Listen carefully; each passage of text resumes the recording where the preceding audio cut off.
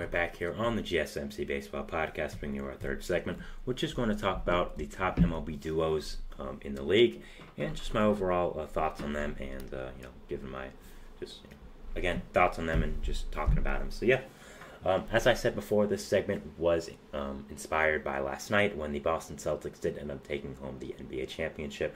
I was trying to find a way to relate that to the MLB, just to talk about it. And I figured a good way of doing it would be the top MLB duos right now and just give my overall, again, thoughts on them. I keep repeating that word. Sorry. But, I thought it was an interesting segment to do. And obviously Tatum and Brown are probably the best duo in the NBA right now, considering they just won the championship. So it gave me inspiration to talk about it for the MLB. So, yeah, we're going to get into it, and here we go. So the first duo, of course, on the screen is the one everyone thinks about. And the second duo as well that we talk about, don't worry, which is, of course, Mookie and Ohtani. You could also go Freddie here if you think he's better than Mookie or Ohtani, but I think Mookie and Ohtani are better than Freddie, so I went with them. I mean, obviously, two former MVPs. Mookie is hurt right now, so I guess you could say Freddie to fill in his place right now, but just any of those three, really, those MVPs, Freddie Freeman, Mookie Betcha, Ohtani. But I think Ohtani and Mookie are two top 5 players in the league, so I went with them. Again, in my opinion, top 2 duo in the league, and we all know what the other one is. We'll be talking about it next. But yeah, these two guys are incredible. The way they play off each other in the lineup is absolutely insane, and they've been everything we expected and more since Ohtani did end up signing that contract with the Dodgers. And yeah, just two absolutely insane, incredible players, two former MVPs, two guys who were in vastly different points of their career. Mookie just trying to win his third championship now, trying to solidify himself in legend status, and Ohtani just trying to make the playoffs. That's something that should be interesting. Again, play off each other very well in the lineup. Mookie, while he's still an elite hitter, plays a lot more defense. Base running as well provides that. Ohtani doesn't play defense as he is a DH, but also pitches when he's healthy with that, and is one of the best hitters in MLB history when hitting. So, yeah, both provide a lot of value to the Dodgers team and are two of the best players in the league and, in my opinion, the best duo in the league. So, yeah. Second here, we have, of course, how could you forget it, the Yankees with Judge and Soto. I mean, I've talked about Judge and Soto a lot on this show before because it's the Yankees. I talk about the Yankees a lot, unfortunately.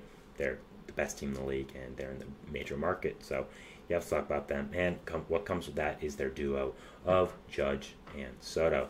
I mean, Judge, former MVP. Soto, somehow not a former MVP yet. Should be an MVP soon. That's actually our 5th segment, so stay tuned for that. But, yeah, two obviously incredible generational players. Two guys that are simply elite guys. I mean, Soto, one of the greatest hitters of all time at this point already, being at 25, 26. I mean, if he is the greatest hitter of all time by the end of his career, I really would not be surprised. Judge, I heard an argument actually on the radio like a week or two ago that Judge is the greatest right-handed hitter of all time. And the thing about me was that I actually considered it, and I didn't think it was that crazy, which shows how great of a hitter Judge already is in his career.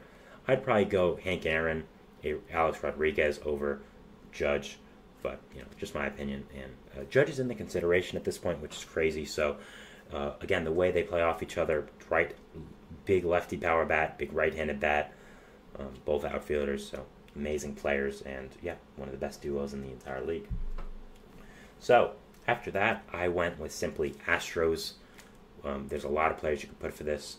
You could put Altuve, you could put Tucker, you could put Jordan, you could put Bregman. But for me, I did end up putting Jordan and Altuve.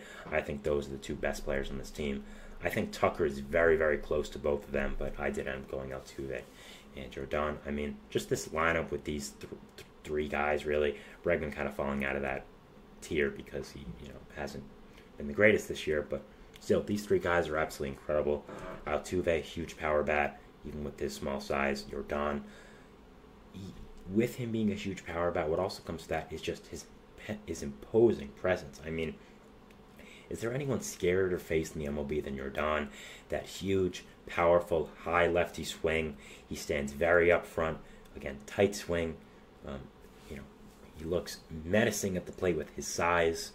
Just so scary to pitch. If I'm a pitcher, I mean, that's one guy I don't want to face, especially as a righty. I mean, what do you even do to him? Early in his career, he couldn't really hit the heat. Now he hits that great, so really no way to pitch to him. One of the best pure hitters I've seen in a long, long time, I'd say, is up there with Soto. After that, again, Altuve, one of the best second basemen in the history of baseball at this point. I don't really think that's up for grabs.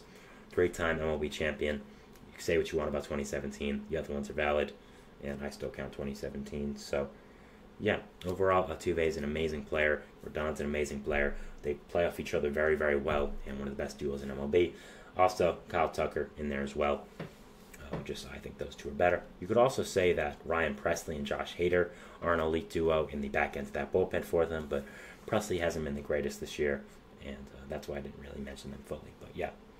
After that, we have Zach Wheeler and Aaron Nola, two of the best pitchers in baseball, with each other in that rotation at the very front. Been with each other for 4 or 5 years now. They're playing off each other, just amazing, amazing pitchers. And again, what is there to say about them that hasn't been said? Just absolutely incredible duo.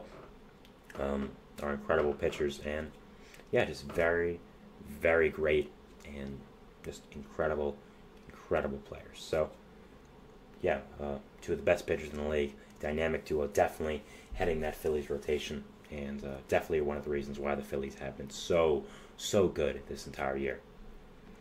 Next, I had a bit of a younger one, which is Gunnar Henderson and Adley Rutschman. Two top prospects in baseball for the past few years now, have fully lived up to their potential. Adley is already one of the best catchers in the league. Gunnar is already one of the best third basemen in the league, is very high in the MLB MVP leaderboard right now. Again, coming up in segment 5, but I think we all knew that already. And yeah, Gunnar is a very, very amazing player. I don't know why I phrased it like that. He's an amazing player. Adley, also an amazing player. Two younger players who have fully lived up to their potential as top prospects for Baltimore, are fully franchise superstars, are going to be with each other for a long, long time. They could be together for the next 10, 15 years, smashing baseballs, and yeah, are two of the big reasons why the Orioles have been so good these past few years. Incredible duo, and yeah, are two of the best hitters in the league. After that, we have a newer one that just came about this year, I'd say, which is Stephen Kwan and Josh Naylor. Both were always really good players for Cleveland, but this year have taken their game to whole new levels. With Cleveland being this good, I think that overall, Kwan and Naylor have to be mentioned. Naylor has really broken out being that big lefty power bat that Cleveland imagined him to be when they acquired him from San Diego. And Stephen Kwan has been one of the best pure hitters in the league right now, up there with Luis Arraez, just hitting for average and just making contact with the ball. Two of the best hitters in the MLB. Very different kinds of hitters, but still keep that Cleveland lineup in check. One of the best. And as much as Jose Ramirez is the best player on this Guardians team by far, I think that Kwan and Naylor are a duo more because they're just younger and they're kind of leading this team. But again, Jose Ramirez, amazing, amazing player. I've talked about him before. Obviously, he's Jose Ramirez. What is there to say about him? So he's still the best player in this league, in this team. Next, we have a little bit of some honorable mentions, quote unquote. We have Ronald Acuna and Spencer Strider, a pitcher-hitter duo, but the two best players on a very amazing Braves team of the past few years. Obviously, an honorable mention because they're both injured this year and won't be back for the rest of the year. That's confirmed. So, not really a dynamic duo this year, but still are in need of being mentioned here because of how good they are. And yeah. Next, you have Nolan Arenado and Paul Goldschmidt. Again, two great all-time players for this Cardinals team that have been great these past few years, making long playoff runs with the Cardinals. But it seems like this dynamic duo is kind of over with Goldschmidt and Arenado not really playing up to their standards this past year, even looking past that as well, past 2 years or so. So both are kind of regressing a little bit. Goldschmidt a lot more than Arenado. Arenado's still solid, but both aren't the best. So, yeah. Overall, still good duo. Still name power brings a lot, but yeah, not the greatest right now. But still, name power alone. Lindor and Alonso, another amazing duo. Two superstar hitters, two superstars in general for this Mets team. We're not sure how long they'll be together with Alonso's future influx for the Mets, but Lindor's been amazing, and you could even add maybe a guy like Brandon Nimmo in here as well. Maybe even Francisco Alvarez, JD Martinez, even with this year, the year he's having. So that's another thing with the Mets, great dynamic duo. And lastly, a very underrated one that I didn't know before, that I actually didn't think of even before a few minutes before this segment, which is Ketel Marte and Corbin Carroll. Now, Corbin Carroll isn't having his best year this year, but I think that's mainly because of his surgery from the offseason, still is recovering. So should be back to normal, but Ketel Marte is playing amazing this year and is being a MVP candidate. And Corbin Carroll had one of the best rookie seasons we've ever seen last year. So, yeah, another dynamic duo. Both play off each other very, very well in that lineup. Corbin Carroll smashing righties, Marte smashing lefties. So, another dynamic duo, especially last year, making it all the way to the World Series. So, another great one there. Also, you could even mention Harper and Schwarber for the Phillies. I mentioned the Phillies before, but I did want to talk about them as well. So, yeah, those are my dynamic duels in MLB. Again, I'm sure I'm missing one or two, so if you want to mention it, go ahead. This was inspired again by Jaylen Brown and Jason Tatum winning the championship for the Celtics last night. So congrats to them. Congrats to all Boston fans, even though as a native New Yorker, I'm sure I'm not supposed to like them. I'm not a New York fan of basketball, so I don't really care. But, yeah, those are my dynamic duels for baseball right now. Top ones in the MLB. Moving into our fourth segment, which is going to be talking about Mason Wynn and his breakout season for the St. Louis Cardinals. So, yeah, we'll be talking about that, and we'll see you after the break. So, thanks, and bye.